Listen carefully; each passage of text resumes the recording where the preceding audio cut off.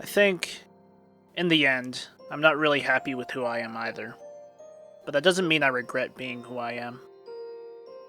Back when I first made the decision to walk away from my job, this quote from Rin Tezuka stood out in my consciousness. And while the language and the context and the meaning of the quote are very different, I still find it wholly applicable. The last few months have been, well, probably one of the hardest times in my life. Not to say that there won't be more in the future, but up to this point, it began to feel so insurmountable that at times I wasn't sure if I would retain any semblance of myself at the end of it all. It got so discouraging at times where I wished that I had a legitimate excuse for why I was leaving. Maybe a car hit me, or I received some severe injury. Maybe a family member became ill or there was some family emergency.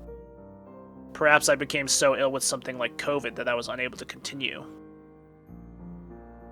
It took me nearly a month to come to the realization that yes, in fact, it's okay to walk away. When I was young, one of the things I tried to avoid at all costs was pain. If I were to irritate my older brother enough to have him come and hit me, I would run away as fast as my little legs would carry me, or plead with him for mercy, of which, of course, I received none. The concept of a flu shot caused me to scream and cry wildly, even though it only lasted a few moments. If things were uncomfortable, I would usually try to avoid them or run away. Perhaps somewhere in the past few years of my life, this mindset shifted. This part of me that told myself that if I just kept working at something, no matter how terrible or awful it got, someday it would get better. After all, I've tried to model myself after one of my favorite quotes from Haikyuu. When an adult says the process matters more than the results, kids aren't really going to understand. But I totally agree with the adults. I'm basically built from my daily routine, and results are nothing more than the byproduct. But what happens if both the process and result end up unsatisfactory? Some of you may recall that in January of 2021, I obtained a new job around the time that I released my video on Kita from Haikyuu. And while there were certainly ups and downs in the first 8 months of the job, I was fairly convinced that I would be at this job for at least a few years. After all, I am the type of person that enjoys familiarity and stability. Change is one of the scariest things in the world to me. Always has been. And then the last 4 months happened. I ended up handing in my resignation the Friday before Thanksgiving.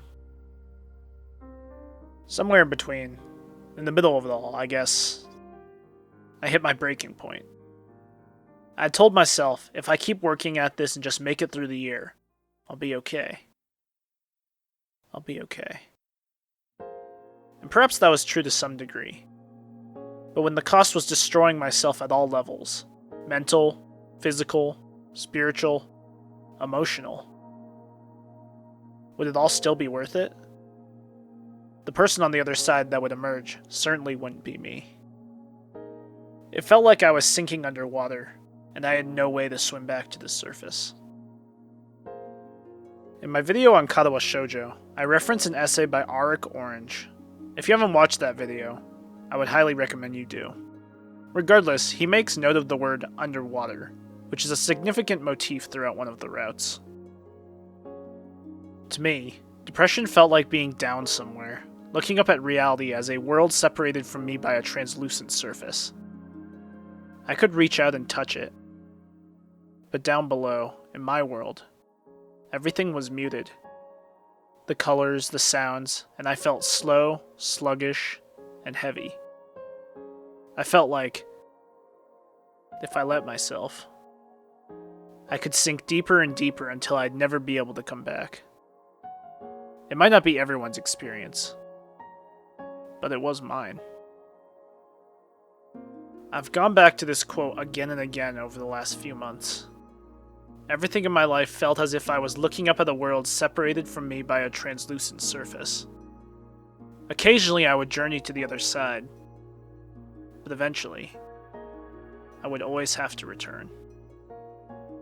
My mind was almost permanently wired. I couldn't stop thinking about work many Saturday evenings as I was trying to go to sleep, or my older brother would invite me to his house and I was always on edge, feeling like I needed to work and that I was wasting time. It didn't feel like I was truly living at all. I was simply journeying to the other side. And so when I returned to my world, I continued sinking, as if I had an anchor tied around my neck, dragging me down into the depths until I'd never be able to come back. For weeks, I still wanted to push through and keep working. Giving up felt like running away. This was a choice I made nearly a year ago. I ought to stick with it, right? That's what I told myself, to the chagrin of some close to me.